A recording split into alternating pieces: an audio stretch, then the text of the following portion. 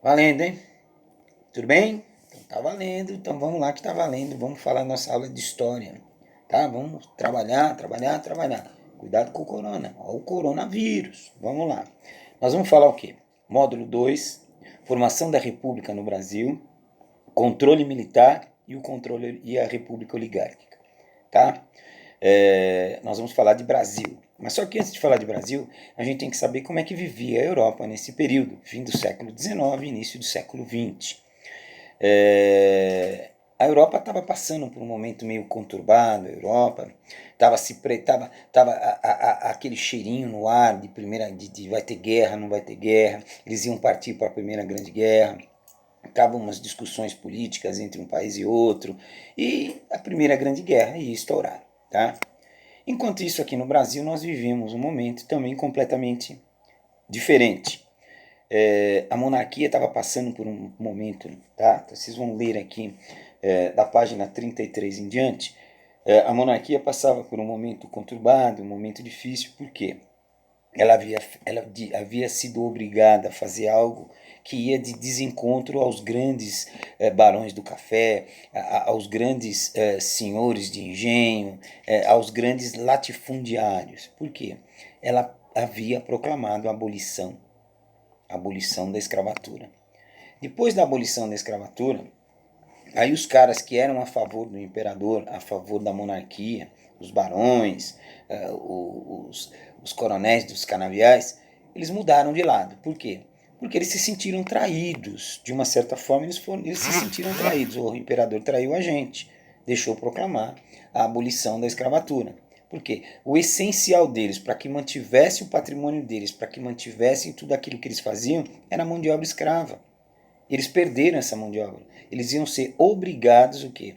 A trazer mão de obra de fora, tá? Ao invés de acertar com os negros, vamos trabalhar, meieiro, não interessava mais. Vocês estão livres, vão embora. Cai no mundo, não quero mais ninguém aqui dentro, não vou dar de comer nem de beber para ninguém, nem guarida, vai embora, tá? Botou tudo eles para fora, botou tudo eles para correr, e trouxe uma mão de obra de fora, que a Europa estava difícil, sem emprego, sem nada, então eles trouxeram os europeus para cá, certo? Em massa vieram os italianos, tá? Que nem agora, os italianos vieram para cá para substituir essa mão de obra escrava que perderam, só que eles iam ser meeiros, alguns italianos vieram para ser industriais, alguns italianos vieram para ser também produtores agrícolas, mas eles vieram para cá. E os barões assimilaram essa mão de obra. Também porque vamos fazer o seguinte, o Brasil não vai ficar um país de negro, não. Nós vamos branquear essa população. Houve a política do branqueamento, então trazer gente para branqueamento. Não adiantou muito, não, mas tudo bem, eles tentaram, tá? Então, essa política do branqueamento, tudo está na apostila, gente. Eu estou falando, mas eu estou contando para vocês, mas isso está na apostila. E, e com essa revolta que eles ficaram contra a monarquia, eles queriam derrubar a monarquia, eles queriam até degolar o imperador a hora que ele caísse. Mas não foi bem assim. Mas enquanto o imperador tinha o apoio do exército, eles nada podiam fazer. Mas eles começaram a minar, através de Marechal Deodoro, Floriano Peixoto, eles foram minando, eles dividiram o exército. Floriano Peixoto tinha o quê? Bem atrás dele, uma fileira de 1.000 homens. Tá? Então eles proclamam a república, conseguem, através, vocês vão ler aqui, através de alguns movimentos, de algumas revoltazinhas, de algumas discussões políticas, em 19 de novembro de 1889 eles conseguem proclamar a república.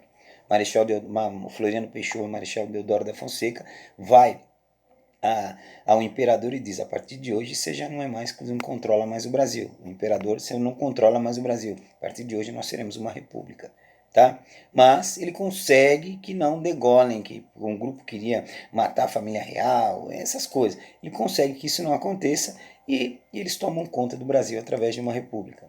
E através de uma eleição indireta, nesse mesmo período, uma eleição indireta onde senadores e deputados é que votam, o povo não vota nada, eles votaram uma eleição indireta, botaram como presidente, presidente interino para substituir, para ter um comando do Brasil, o Marechal Deodoro da Fonseca, o nosso primeiro presidente republicano.